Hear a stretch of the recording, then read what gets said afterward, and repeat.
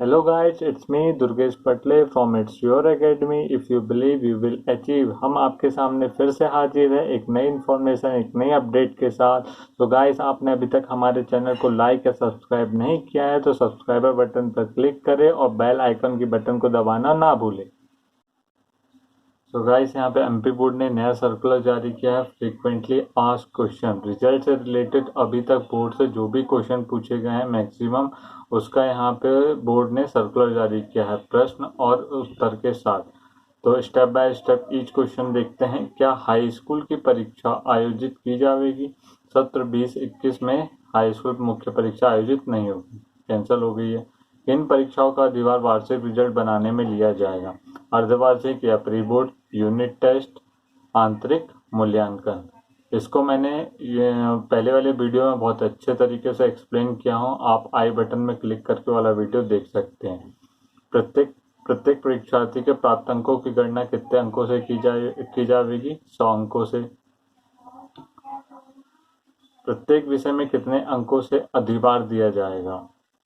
100 में से प्राप्त अंकों को साला द्वारा 20 अंकों में से प्राप्त होने वाले अंकों में प्रो रेटा के आधार पर दिया जाएगा।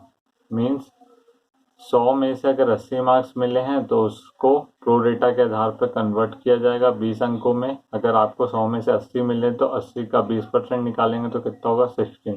इसको मैंने पहले वाले वीडियो में बहुत अच्छे से एक्सप्लेन किया। आप आई बटन में क्लिक करके वो वाला वीडियो देख सकते हैं। OMR शीट्स में वास्तविक प्राप्तांक भरने हैं अथवा अनुत्तीर्ण छात्रों को उत्तीर्ण करते हुए अंक भरने हैं। वास्तविक प्राप्तांक अंकित किए जाए, अनुत्तीर्ण छात्रों को न्यूनतम उत्तीर्णक मंडल स्तर पर प्रदान किए जाएंगे।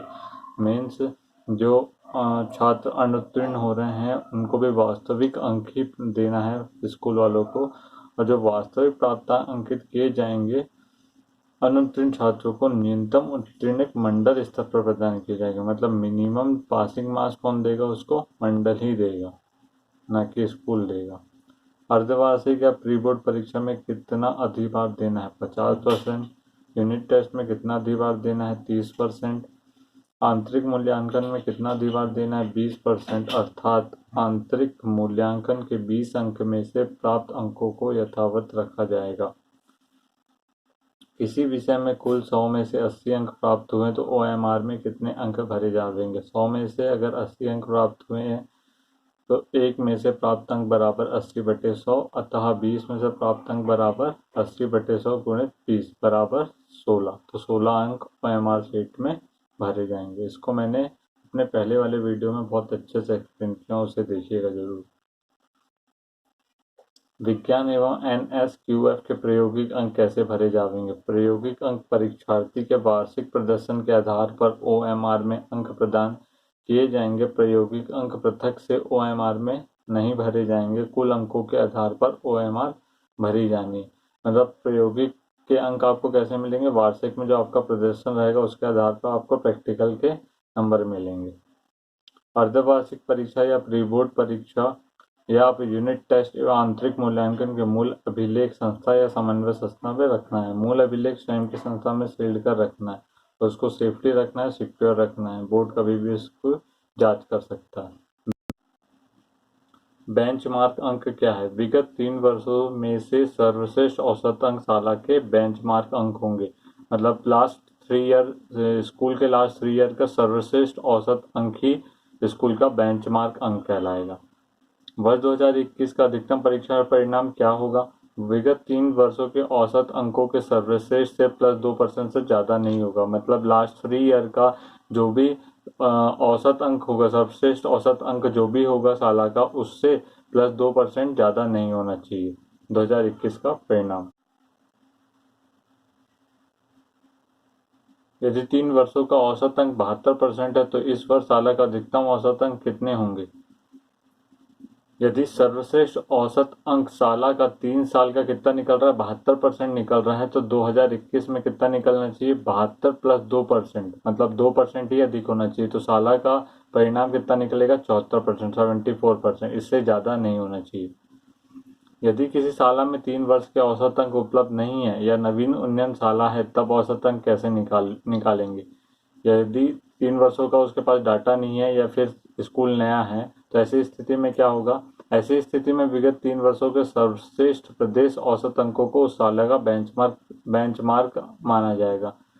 मीन्स प्रदेश का जो भी सर्वश्रेष्ठ औसत होगा उस साल का वो बेंचमार्क अंक होंगे, और वो आपको MP ऑनलाइन लॉगिन में प्रदेश औसत अंक उपलब्ध रहेंगे।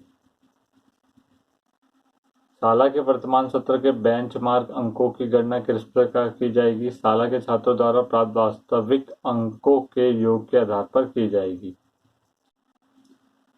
अनुपस्थित छात्रों के अंक कितने दिए जाएंगे? 0।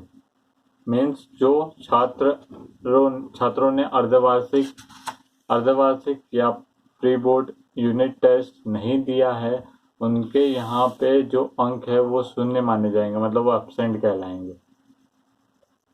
औसत अंक शाला का कैसे प्राप्त होंगे? शाला के MP ऑनलाइन लॉगिन में उपलब्ध कराए गए। पास अंकित छात्रों को कितने अंक मान्य किए जाएंगे? 33 अंक। यदि संस्था में 92 छात्र है और समस्त छात्रों के अंकों का कुल योग 30,467 है, तो औसत अंक कितने होंगे? कुल योग को डिवाइड कर देंगे टोटल स्टूडेंट से, तो औसत अंक निकल जाएंगे। औसत अंक का प्रतिशत कितना होगा? तो 92 मल्टीप्लाई कर देंगे 600 से, तो 55,200 आएगा। 55,200 को डिवाइडेड कर देंगे कुल योग से, तो अपना औसत प्रतिशत निकल जाएगा 55.19%। औसत प्रतिशत निकालने का फॉर्मूला। मंडल द्वारा किसी शाला के परिणाम का मॉडरेशन कब किया जाएगा? किसी शाला के परिणाम का मॉडरेशन कब करेंगे? विगत 3 वर्षों के सर्वश्रेष्ठ औसत से 0.2% अधिक होने पर, यदि उसके बेंचमार्क अंक से 2% ज़्यादा औसत परसेंट आ रहे हैं, तो उसका मॉडरेशन किया जाएगा। मंडल द्वारा कब मॉडरेशन नहीं किया जाएगा? जब कम अंक हो, औसत प्रतिशत से कम अंक हो। जो छात्र अनुत्तीर्ण हो रहे हैं, क्या उन्हें शाला स्तर पर उत्तीर्ण करते हुए अंक प्रेषित किए जाने हैं? जी नहीं। शाला द्वारा छात्र के वास्तविक प्राप्तांक प्रेषित किए जाएंगे। शाला द्वारा जो उसके रियल नंबर, जो वास्तविक नंबर है, वही अंक OMR में फिल करना है, और बोर्ड उसको उत्तीर्ण करेगा अगर वो फेल हो रहा है तो। अनुत्तीर्ण होने वाले परीक्षार्थी को कितने न्यूनतम अंक प्रदान कर उत्तीर्ण करना है? उत्तीर्ण कौन करेगा? बोर्ड करेगा, है ना, ना कि शाला करेगा। तो उसके न्यूनतम अंक कितने हैं? 33%। अनुत्तीर्ण कौन सा परीक्षार्थी होगा? अब अनुत्तीर्ण कौन सा होगा?